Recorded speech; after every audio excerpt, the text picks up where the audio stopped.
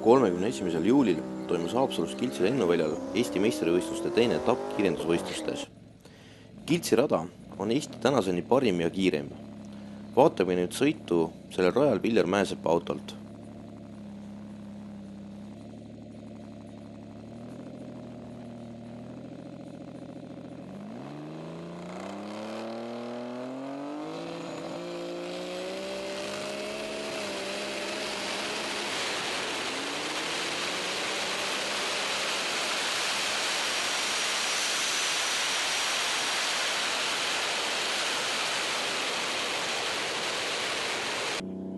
Et tegu ikkagi meistrivõistluste etapiga, hakati üsnagi kõike väljapanevalt juba treeningutel sõitma, mis tõi kaasa mitmegi autotehnilised probleemid. Viljar Mäesepp laseb siin juba enne starti õli rajale maha.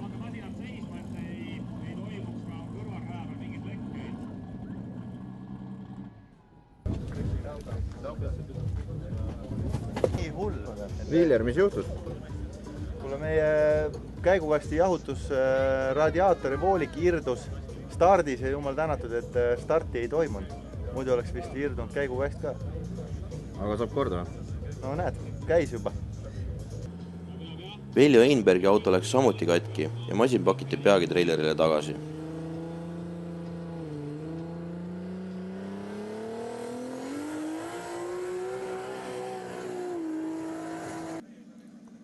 Trennides ei tahtnud kuidagi starti ilmuda ka ainus autolovõistleja Kristjan Käbi. Räägi, mis juhtus? Starter jama väheke. Eelmisest võistlust saadik. Aga nüüd on okei või? Ja, panime uue peale, vahepeal panime vana tagasi, hakkas vana uuesti jama, paneme uuesti uue peale. Kuule, auto on uutes värvides ka, võrreldes eelmise korraga. Jah, siin 3M ja Hardwick on nagu vaeva näinud ja midagi leepinud auto. Minu mõista vähegi enam. Okei. Mis aeg ootate täna?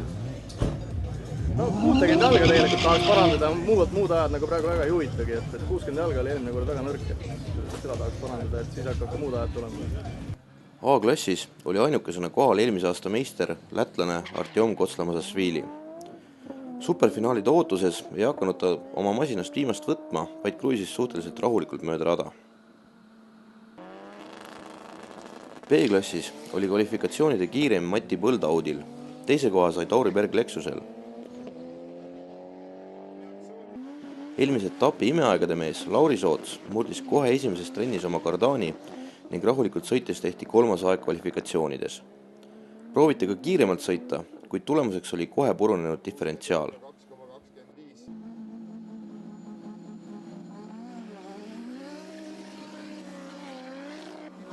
Pro Street klassi kvalifikatsioonivõidu sai Viljar Mäesepp, sõites välja aja 9,0, kuid siis läks ta auto lõpus põlema, mida mees oma palja käega kustutama tormas. No Viljar, kes ütles, et mootorsport ei ole ohtlik, jah? Mootorsport on väga ohtlik asi. Mis juhtus? Ei, kõik oleks hästi olnud, kui oleks kustutusmehed, kiirabid ja tuletõrjed kohale tulnud. Aga mitte keegi ei tulnud ja siis ma tegin seda paljasta oma kätega, et päästa oma kallist vara. Aga mis juhtus vägivalm? Juhtus selline asi, et suure tõenäosusega plokikaan tõusis ja lõi surve kuradi karterisse korraks. Sest et absoluutselt kuradi mootor sisu, küülnad, kolvid, kõik on hea ja auto käib omale nagu viimase peal. Et praegu hetkel pole jälle mitte midagi viga. See ei garanteeri, et seda järgmises sõidus ei juhtu.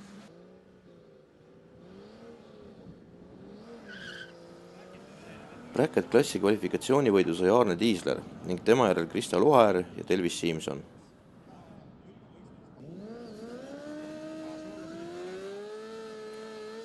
E-klassi ehk väikeste tsiklite kvalifikatsioonivõidu sai juba harjumuspäraselt Kristjan Beljaev ja teisena tema järel Nils Laur. F-klassis olid sel korral kohal soomlased, kes ka meie kiirema Georg Leonovi puudumisel seda klassi domineerisid, kui Juha Lindqvist sai kvalifikatsioonivõidu ja soomlased sõitsid kogu aeg 9,4 ja 9,3 sekundi piirimail.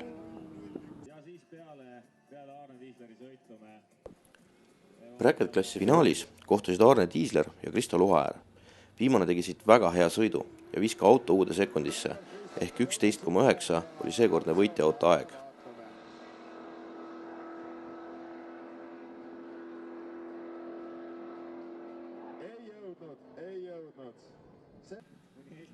A-klassis tegi oma rahulikke sõite uhkes üksinduses Artjom Kostlamazashvili ja kindlustas Eesti meistrivõistluste punktiseisu veelgi enda kasuks. Ja kui midagi viimasel võistlusel tõeliselt nihu ei lähe, on ta juba 2-kordne meister. B-klassis sai kvalifikatsioonivõitja Mati Põld soolosõidu. Teises paaris olid koos Tauri Berg ja nüüdseks oma BMW tehnilised probleemid lahendanud Lauri Soots. Soots võttis aga paraku punase tule ja siit finaali Berg.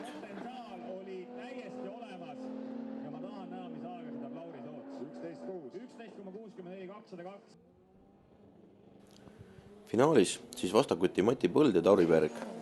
Mõlemad mehed võtsid suurepärased reaktsioonid ja külg külje kõrval sõideti finišini, kus vaid 19 cm eduga võitis Põld.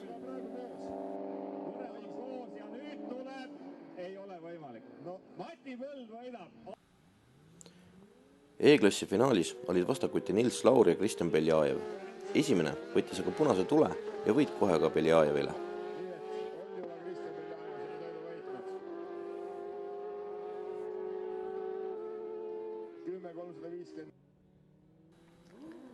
F-klassi finaal oli puhtalt soomlaste siseasi, kui joonel olid Juha Lindqvist ja Jussi Lauronen.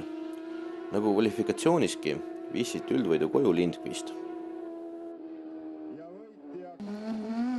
Et Viljar Mäesepp ei hakanud siiski tehnikaga riskima, tuli siit Pro Street klassivõit Reimo Pavelsonile, mis teeb meistrivõistluste seisu palju huvitavamaks ja viimasele võistlusele minnes on kõik veel vägagi lahtine. Kas nüüd läks punktiseis ka sulle vähe paremaks või?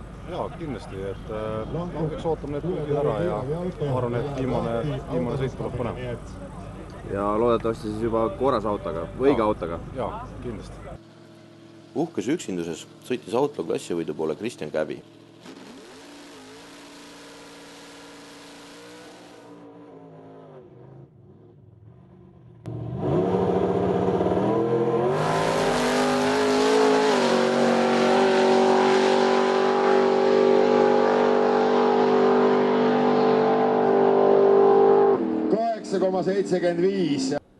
Maha peiti ka superfinaalid, kus esimeses paaris koos B-klassi finalistid Mati Põld ja Tauri Berg.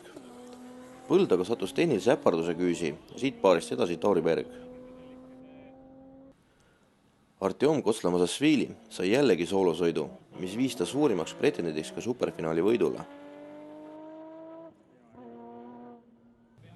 Järgmises paaris olid koos Arne Tiisler ja Kristjan Käbi. Käbi võttis aga siit suurepärase reaktsiooni ja võitis bracketi meest kindlalt.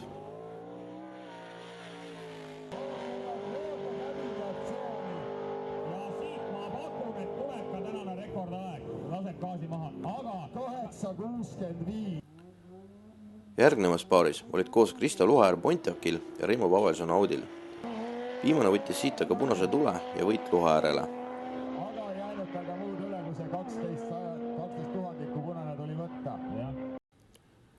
Esimeses poolfinaalis olid koos Kostlamazashvili ja Tauri Berg. Esimesel olid justkui kõik trumbid käes, kuid punane tuli ja edasi pääs hoopis Bergile.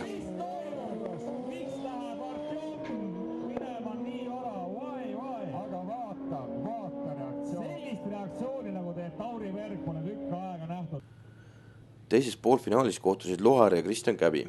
Siit jällegi suurepärase reaktsiooniga läheb edasi Käbi.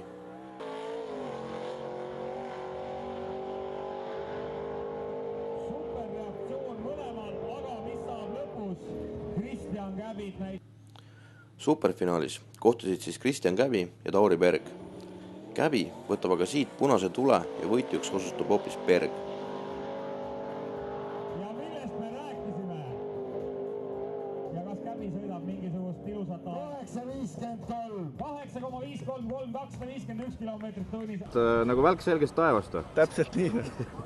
Ma tulin täna sõitma, ma ei võta slikki kaasa, et tulen sõidan lihtsalt läbi, võtan kolmad oma Eesti meistrite punktid.